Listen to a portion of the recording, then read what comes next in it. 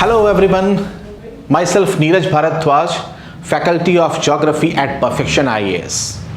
आज आप लोगों के सामने एक बिल्कुल नई चीज़ लेके आया हूँ जो कि आपने बहुत सारे लोगों ने डिमांड भी की थी कि IAS की प्रिपरेशन में ऑप्शनल की प्रिपरेशन कैसे की जाए। And since I am expert of geography तो today I will be talking about the geography optional. अब जरा सोच के देखिए कि there are number of subjects given by UPSC and a candidate is supposed to select any one. Then what should be the criteria? अगर मान लो कि किसी बंदे ने कोई सब्जेक्ट कोई ऑप्शनल चुनना है तो वो कैसे उसको ले और क्यों एक पर्टिकुलर सब्जेक्ट उसके लिए एक राइट सब्जेक्ट है। आप देखेंगे कि बहुत सारे candidates have this query and they are yet to find any satisfactory answer. What is the reason? तो आंसर आपको यह समझ में आएगा कि इसके पीछे जो सबसे बड़ा कारण है वो ये है कि majority of candidates who are writing UPSC examination they come from different educational background, academic background. Someone is coming from the arts background and he has studied history, political science, geography, sociology, public administration, Hindi literature, philosophy, psychology, etc. तो उसके दिमाग में ये बात आती है कि मैंने इतने सारे सब्जेक्ट्स पढ़े हैं, इसमें से मैं कोई भी सब्जेक्ट ले लूं और उस सब्जेक्ट से मैं एग्जाम क्लियर कर लूं, या इनमें से मैं कौन सा सब्जेक्ट लूं और उससे मैं एग्जाम क्लियर करूं। Someone is coming from the BSc background, say for example PCM, Physics, Chemistry and Mathematics, तो क्या वो इस सब्जेक्ट में कंफर्टेबल है? और अगर वो है तो वो फिजिक्स ले, केमिस्ट्री ले, मैथमेटिक्स ले और वो अच्छा स्कोर कर सकता है। कोई इंजीनियरिंग बैकग्राउंड से है, कोई मेडिकल बैकग्राउंड से है, कोई कॉमर्स बैकग्राउंड से है, कोई चार्टर्ड अकाउंटेंट है।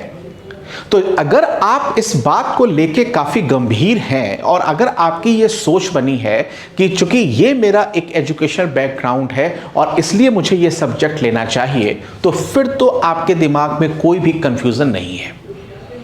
Fine, there is no confusion at all. Whichever subject you like, you go with that and definitely you will find a success. मेरा ये वीडियो लेक्चर दो बच्चों के लिए है, means two category of students will be helped by this video lecture. Number one, students who are in a confused state of mind that which particular optional subject they should go for. And secondly, who have already decided that the geography optional subject they will be going for and how to prepare geography as an optional subject. तो ये बात आपको समझ में दोनों तरह के students को ये बात काफ़ी कुछ हेल्पफुल रहेगी। अब हम आते हैं कि ज्योग्राफी ऑप्शनल। इससे पहले मैं आपको एक बात बताऊं कि आखिर जब हम किसी भी ऑप्शनल सब्जेक्ट की हम बात करते हैं तो ऑप्शनल सब्जेक्ट हमें क्यों बात करनी चाहिए। तो इसके पीछे you will find that there are two important reasons why geography और why any optional subject is there. If we say that optional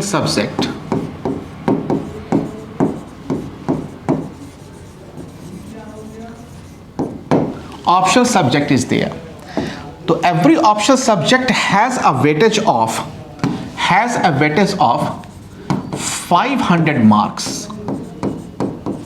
500 marks out of 1750 marks. All right, 1750 marks, and this is what you know the aggregate is of mains, means full marks of mains. There you will find that 1250 marks is for the general studies plus essay and 500 marks is there for the optional. अब जरा आप सोच के देखो that अगर आपने IAS बनना है, fine, and majority of you definitely would like to become IAS, IPS, IFS, Indian foreign service, Indian revenue service, like this. तो there you need to score at least in top 200, fine, in every case top 200. If you have to become IAS, fine, then here it should be at least 75, in top 75, IFS top 75. And we are talking about the general category and the OBC. अब इस top 75 में आने के लिए what score you need to make.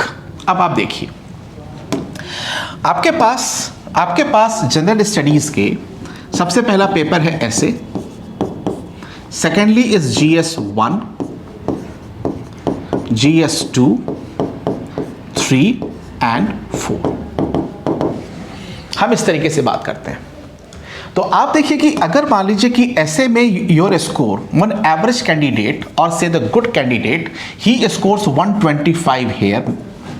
In GS1 if your score is 100, GS2 your score is 100, GS3 your score is 100, and in GS4 if your score is 125, then your total becomes 1 2 3 4 5 550 marks. 550 marks in GS. Now how much you need so that you become IAS, and if we consider then in the interview you are getting around 150 marks, then how many marks you need to score in optional? The very simple answer is there, that if your score is 275 to 300 plus, you are definitely in the top 75, and good chances are there that your name will be there in the top 10, top 15, top 20. All right, तो इसका importance ये है। Fine. और अगर मान लीजिए कि your score is this much, 275 to 300, and if this everything is going to support you the same way, then you are in the top 20, you are in top 75. But if suppose somewhere you are lacking, say if we say that the 5 plus minus, here 5 plus minus, here 5 plus minus, here 5 plus minus, 5 plus minus, if it is plus plus plus, it's all right, you are going to top. But what if it becomes minus? Even in that case, this score of the optional is going to force your entry into the final list. ये importance है optional का। Clear? अब देखिए, अब ये optional आपके पास UPSC ने बहुत सारे प्रोवाइड किए हैं, एक बहुत ही लंबी से लिस्ट है। आप उसमें से किसी भी सब्जेक्ट को जिसमें कि आप कंफर्टेबल समझते हैं, आप उसको ले सकते हैं, और आप में से बहुत सारे लोगों ने उसको सिलेक्ट भी कर लिया होगा। लेकिन जिनके लिए अभी भी एक कंफ्यूजन है, उनको क्या करना चाहिए? मान लीजिए कि if I am coming from engineering background, I am coming from the medicine background, if I am coming from the PCM, I am coming from the arts background, but whichever subject I have read over there I am not getting that much level of comfort. जैसे अगर मैंने mechanical engineering ली है, तो mechanical engineering में मैं comfortable नहीं हूँ UPSC crack करने में, या जितना एफर्ट मुझे वहां पर लगाना पड़ेगा, that effort would be the extra effort, highly extra effort, that would not be only time consuming, effort consuming, and I am not getting good mentorship also. तो मुझे क्या करना चाहिए? अब ये सवाल है। इस सवाल का आंसर जब हम लेते हैं, तो first of all the question is,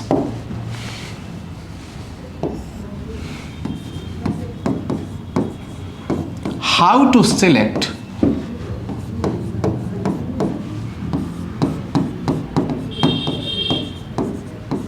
optional subject. Optional subject.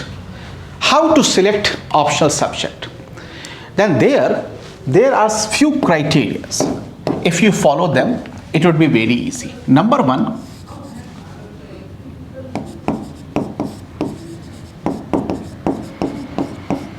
my interest means candidate को उस सब्जेक्ट में इंटरेस्ट आना चाहिए। ये इंटरेस्ट आने की जो सबसे खास वजह है, एक तो ये है कि वो सब्जेक्ट पढ़ते हुए आपको टाइम का पता नहीं चलता, कि आपको लग रहा है कि हाँ मैं पढ़ रहा हूँ, आई एम एंजॉइंग सब्जेक्ट, और आप उसमें कंफर्टेबल भी हैं। जैसे ये ज्योग्राफी के साथ अगर मैं बोलूँ कि हमारे और आपके एसोसिएशन में दैट मैटर्स अ लॉट, है ना। और यही वजह है कि हम सब लोग यहाँ पे घंटों बैठे रहते हैं और आप खुद से कहते हैं कि कुछ टाइम का पता नहीं चलता, आप थोड़ी और लंबी क्लासेस लिया करो। This is called the beauty of the subject end of course of the mentorship, कि आप जिनके साथ हैं और जिस सब्जेक्ट के साथ हैं, there you need to enjoy, आप वहाँ पे एंजॉय कर रहे हैं, and this is the strength of your IQ level. And if your IQ level and the EQ level are both are helping each other, then definitely you will find any subject comfortable. अब आप देखिए, जो second important aspect is its role in general studies. Fine. What is the role a subject is playing? And in general studies, I am saying both in prelims and in mains. ये बहुत important है। अब आप पूछेंगे ऐसा क्यों? आप देखिए, first of all, the role of optional subject will start only once you enter into the mains examination, और prelims examination qualify आपने करना है। अगर आप prelims qualify अगर आप करना है आपने, तो उसके लिए आपको एक स्कोर करना है, and that score should be minimum how much? Should be minimum, prelims qualify करने के लिए your score should be means at least 55 questions. Fine, you have to answer out of 100. Am I right? So that your score would be 110 out of 200. Clear? Because each question carries 2 marks. तो इतना score आपके पास होना चाहिए। अगर इसको हम break करें and अब अगर हम देखें कि हमें ज्योग्राफी से क्या हेल्प मिल सकती है, फाइन, क्योंकि हमने ये देखा है, हमने ये ऑलरेडी देख लिया कि geography is a very interesting subject and more in detail we will talk about कि why it is interesting and what makes it interesting. But yes, it is interesting, and that all of you will agree. Say yes or no. Say yes or no. Yes, very right. So there you see that अब आपने देखना है कि prelims में क्या role ये play कर रहा है। तो there 55 क्वेश्चंस आने हैं आउट ऑफ 100। अब आप देखेंगे कि geography alone helps in 22 to 25 questions. Fine. And you know that the section A of geography optional, ecology and environment, fine, biogeography, together they help you in 20 to 25 questions. Means total it becomes around 45 questions. केवल geography और ecology environment, it is geography and it is ecology environment, that together it is not economy, it is ecology together they are giving you 45 questions. These 45 questions means out of 55 that is required, 45 you are getting from the geography and ecology environment. This is the beauty. अब अगर मैं मान लो थोड़ी देर के लिए कि अगर इस आउट ऑफ 45 से you are able to score 35, you are able to score means answer 35, it means that the remaining is 20, and for the rest of the 20 you have the economy, you have current affairs, you have Indian polity, you have history, you have science, you have technology, number of subjects are there. Fine. So easily it means that geography, having geography optional makes it sure that you are going to write UPSC mains examination if you are able to clear your CSAT. All right. So it gives you guarantee in the prelims examination. That is the beauty of the geography as an optional. Now, secondly, when we talk about the mains part, in mains examination we have number of things to understand. Like in mains examination we have geography in paper 1, we have geography in paper 3, fine, as well as we have geography at least one in essay. Besides this, there are number of topics which are studied in detail in geography optional that comes in the paper 2. Say for example, Indian polity and international relation. I will talk about these things in detail.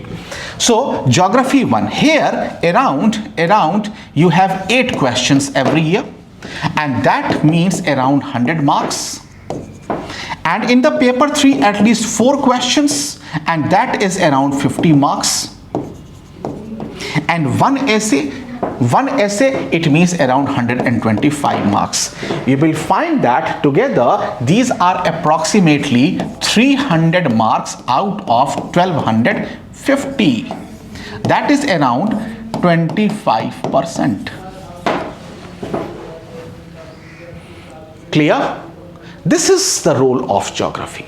This is advantage of opting geography as an optional, because not only it is making sure that you are going to write your mains examination, but also it is helping you a lot in your general studies preparation and vice versa.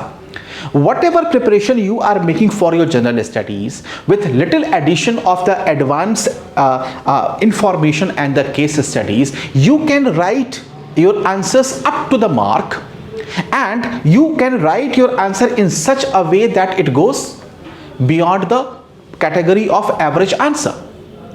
किसी भी question को, जैसे अभी देखें आप, this year you know Biparjoy cyclone came in Arabian Sea. अब obvious सी बात है कि जनरल स्टडीज में आपके पास इस पे क्वेश्चन होंगे कि बिपरजॉय क्या है, ट्रॉपिकल साइक्लोन क्या है। अब इसी आंसर को एक कोई बंदा जनरल स्टडीज का लिखेगा जिसने की सारी इंफॉर्मेशन उसकी बेस्ड है एनसीईआरटी पे, है ना, सिंपल नॉर्मल इंफॉर्मेशन पे व्हाट ही और she has gathered from here और देयर। और इसी आंसर को कोई बंदा लिखेगा जो ज्योग्राफी ऑप्शनल का है, फाइन। और इसी को देखिए, ज्योग्राफी ऑप्शनल में यह क्वेश्चन इंपॉर्टेंट बनता है क्योंकि बिपरजॉय इतना न्यूज में था। अब जितने भी इंफॉर्मेशन आपके पास करंट अफेयर्स के हैं, the Hindu, Indian Express, additional material, down to earth, अब इन सारे से जो आपने इंफॉर्मेशन लेके ऐड किया और आपने जो मेंस का आंसर बनाया, दैट मेक इट श्योर कि यस आप बहुत ही अच्छा स्कोर करने जा रहे हैं। जैसे आप देखें, लास्ट ईयर आपके पास आया इंडस्ट्रियल कॉरिडोर, तो everybody was waiting for this question कि इंडस्ट्रियल कॉरिडोर ऑप्शन में आएगा और उस पर हम लिखेंगे। लास्ट ईयर आपके पास आया कि किस तरीके से जो एल नीनो है that is affecting Indian monsoon, इसलिए ईयर भी इंपॉर्टेंट है। तिब्बत हीटिंग इंपॉर्टेंट थी बिकॉज मॉनसून में फ्लक्चुएशन थे। तो आपको यह बात मालूम चलती है कि कौन सा क्वेश्चन ये इस बार पूछेंगे, और ये आपके लिए काफी हेल्पफुल हो जाता है ऑटोमेटिकली। तो दोनों ही चीजों में यदि आप इसको GS2 ऑप्शनल देखें या ऑप्शनल टू GS देखें, दोनों ही केसेस में geography gives you that advantage what every candidate is looking for. तो this is quite helpful in the mains examination. Geography here, GS paper 1 is there, and in the GS paper 1 it is there, GS paper 2 it is there, as well as in essay, and the total score is 300 out of 1250, almost 25% directly you are getting. Now thereafter, ये तो हो गई आपके पास general studies की। उसके बाद से आप देखिए, now you see that the important part is scoring tool. A scoring tool means why a particular subject has high degree of potential to score. First of all, आप इस बात को समझो that every subject has that potential. आप जो भी subject आपकी ठीक लाइकिंग है, आप उसको लेंगे तो आपको उसमें स्कोर आप कर सकते हैं। No subject, no optional subject is there in the UPSC जिससे कि बच्चे एग्जाम क्लियर नहीं करते हैं। फिजिक्स से भी, केमिस्ट्री से भी, मैथमेटिक्स से भी, जियोलॉजी, बॉटनी, सारे सब्जेक्ट से। लेकिन हर सब्जेक्ट का अपना एक अलग अलग टूल होता है। किसी सब्जेक्ट में आपके पास ज़्यादा से ज़्यादा राइटिंग करनी पड़ती है, प्रोजेस, पोएट्रीज एक्सेट्रा लिखना होता है। अगर आप देखेंगे कि ज्योग्राफी का स्कोरिंग टूल क्या है, then you will find that it is first of all a semi scientific subject. Scientific subject, when you say that it is a semi scientific subject, what does it mean? It means that It is a very good combination of both. That is science as well as arts. इसमें engineering के बच्चे के लिए भी एक अच्छा advantage होता है, कॉमर्स के बच्चे के लिए भी, आर्ट्स के बच्चे के लिए भी, मेडिसिन के बच्चे के लिए भी. फाइन. तो यही इसका सबसे इंपॉर्टेंट पार्ट है. क्यों? बिकॉज सबसे खास बात है, because of this it's language and approach. What is the meaning of language? When any subject is given, say for example, पहले हम कंटेंट की बात करें, तो जब हम कंटेंट की बात कर रहे हैं तो कंटेंट में दोनों ही चीज़ें मैटर करती हैं. like a particular content has a language and how a candidate should approach to that content. अब अगर मान लीजिए कि कोई भी लैंग्वेज अपने आप में खुद ही वेग है, content is not very clear, fine, and अगर उसमें हाई डिग्री ऑफ सब्जेक्टिविटी है तो that subjectivity is also a problematic thing. Subjectivity is a problematic thing. Why? जैसे अब अगर मान लीजिए कि you have to answer a question, आपने देखा होगा इंग्लिश लिटरेचर है, हिंदी लिटरेचर है, वहां पे आपके पास प्रोजेस होते हैं, पोएट्रीज होती हैं, स्टैंजा होता है, और उसके बाद से एग्जामिनर इज आस्किंग कि what is the inherent message, कवि क्या कहना चाहता है. तो कवि क्या कहना चाहता है ये आपसे क्यों पूछ रहा है? ऑप्शन नंबर 1 कि कवि को खुद नहीं पता है कि वो क्या कहना चाहता है, तो आपसे पूछ रहा है कि अरे क्या कहना है इसका. और दूसरा ये कि depending upon the different mindset, different perspective, different background, different way of thinking, every candidate might have a different approach. हर किसी कैंडिडेट की समझ अलग अलग हो सकती है. तो एक ही चीज को जो एक प्रोज में, एक पोएट्री में लिखा है, उसको अलग अलग बंदा अलग अलग तरीके से इंटरप्रेट करेगा. इस तरीके की जो बात होती है, इसमें दोनों ही बातें हैं, या तो मार्क्स बहुत ज्यादा हाई आते हैं और या फिर मार्क्स बहुत ज्यादा कम आते हैं. लेकिन अगर ऑब्जेक्टिविटी को हम बढ़ा दें तो इस ऑब्जेक्टिविटी से क्या फायदा होता है कि कोई भी सब्जेक्ट ना तो आपका होता है और न ही मेरा होता है. जो पूछा गया बिल्कुल से वैसा ही के वैसा. जैसे 2 + 2 = 4, इसमें क्या आपका है, क्या मेरा है. जो डिफिकल्टी लेवल है वो सिर्फ इस बात को सीखने में है कि 2 + 2 = 4. That's it. उसके बाद से कहानी सबके लिए एक जैसी है. अगर आपने ये लिखा है तो मार्क्स आपको मिलेंगे ही मिलेंगे, अगर आपने नहीं लिखा है तो मार्क्स आपको नहीं मिलेंगे. ये फायदा होता है सेमी साइंटिफिक अप्रोच के होने का. जब हमने बात की आर्ट्स के अप्रोच की, तो जिस सब्जेक्टिविटी की बात हमने की वो सब्जेक्टिविटी भी यहां पर आ जाती है. जैसे आप देखेंगे कि यूपीएससी में आपके पास एक टॉपिक है और उसको हम कहते हैं कंटेम्पररी इश्यूज.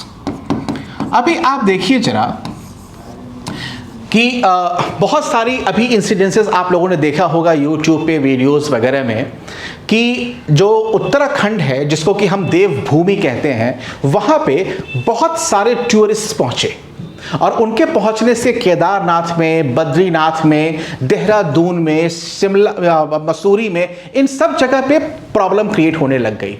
कैसी प्रॉब्लम? तो आपने देखा होगा कई सारी जगहों पे जो बिल्कुल से ज़मीन है वो नीचे की तरफ सबसाइड कर रही है. बहुत सारी जगह पे आपके पास फॉरेस्ट फायर की प्रॉब्लम आ गई, कम्युनिकेशन की प्रॉब्लम आ गई, जो कम्यूट कर रहे हैं उनको प्रॉब्लम आ रही है, वाटर की स्कार्सिटी है, एक्सेट्रा एक्सेट्रा.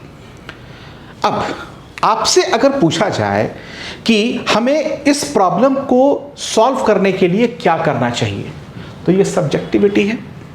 अब इसमें से आपका ओपिनियन ये हो सकता है कि we should bring down the number of people who are reaching and approaching to the Uttarakhand every year for the different purposes. हमें वहां की जो प्लानिंग है वो साइंटिफिक तरीके से करनी चाहिए.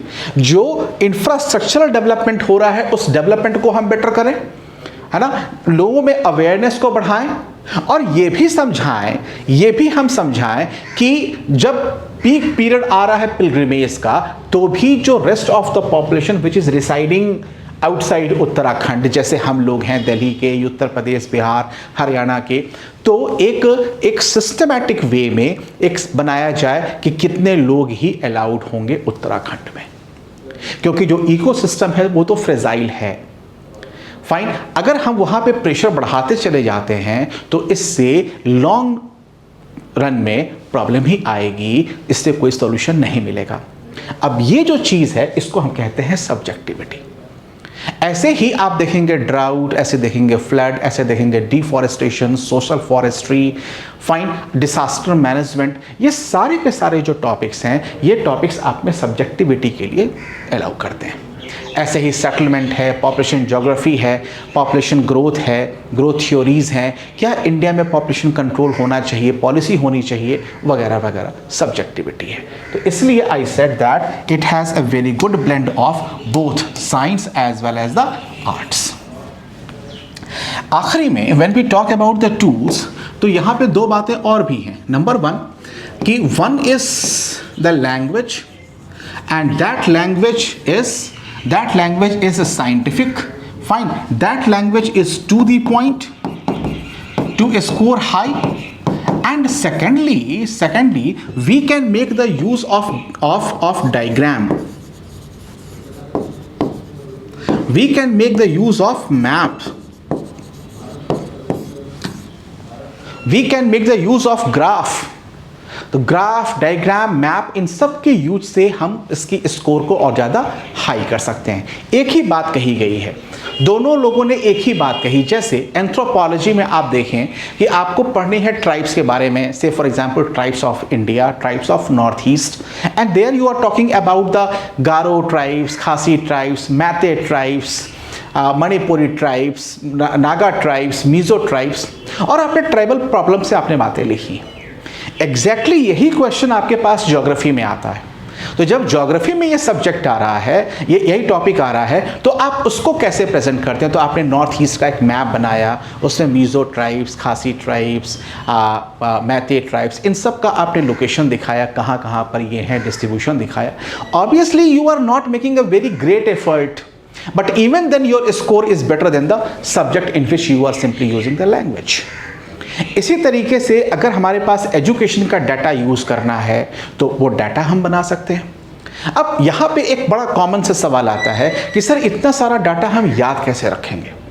तो दिमाग में रखिए, it is not an number of data that you have to back up, you have to make the minimum use of data, and that you can use at many places। जैसे अगर आपने कोई इकोनॉमिक ज्योग्राफी के 4 data अगर रखे हैं तो agriculture से, तो which ever question comes from the agriculture with little modification you can apply that, you can use that. अगर सेटलमेंट से आपके पास ऐसा ही डाटा है, डेमोग्राफी से ऐसा ही डाटा है, तो क्वेश्चन जो भी आ रहा है with certain modification you can put that data. और जो सबसे खास बात है वो ये कि जैसे जीएस की क्लास जो मैंने आप लोगों के साथ ली है, उस जीएस की क्लास में मैंने आपको कम से कम कई सारे डाटा तो याद करा दिए होंगे, ग्राफ याद करा दिए होंगे, कई का मतलब कि 15-20। अगर हमने मैपिंग की है, be it the mapping of India और the mapping of drainage system, mineral system, forest cover, तो वो भी आपको याद हो गए। तो जो आपके पास जीएस में आपने याद किया है उसको आप ऑप्शन में यूज कर सकते हैं। और अगर मान लीजिए कि हमारी इस क्लास में कोई बच्चा ऐसा होता जिसने कि ज्योग्राफी ऑप्शनल प्रिपेयर किया हुआ होता, तो वो उसी इंफॉर्मेशन को यहाँ जीएस में यूज कर रहा होता। तो कहने का मतलब ये that these are the tools that one has to apply, और इसके एप्लीकेशन से आपकी स्कोरिंग एबिलिटी काफ़ी ज़्यादा हाई हो जाती है। I hope it is very clear to everyone ना। तो इस वीडियो में हम अपने आप को यहाँ पे रोक रहे हैं, और ऑब्वियस सी बात है, जैसा कि मैंने बिल्कुल शुरू में कहा कि we will continue with number of videos, और नेक्स्ट वीडियो में मैं आपको बताऊंगा कि ज्योग्राफी ऑप्शनल के सिलेबस में और जनरल स्टडीज़ के सिलेबस में सिमिलैरिटीज़ क्या क्या हैं, और आपको देख के बड़ा अच्छा लगेगा, और जो कि मैं बाकायदा आपको पिन पॉइंटेड इन्फॉर्मेशन दूंगा, आपको जान के अच्छा लगेगा कि जनरल स्टडीज़ में आप ऑप्शनल का 40% डायरेक्टली कवर करते हैं, इनडायरेक्टली नहीं, डायरेक्टली आप कवर करते हैं। आप ज्योग्राफी ऑप्शन लें या ना लें, आपने उतना पढ़ना ही पढ़ना है। अगर आप थोड़ा सोच के देखिए कि अगर आपका ऑप्शन कुछ ऐसा है जिसका कि जीएस में कोई रोल नहीं है as such, say for example Hindi literature, say for example psychology, say for example anthropology etcetera, तो ऐसे सब्जेक्ट से it is far better to go for geography. आज के इस वीडियो में इतना ही। अगले वीडियो में हम फिर से मिलेंगे, तब तक के लिए बहुत बहुत शुक्रिया। Thank you very much.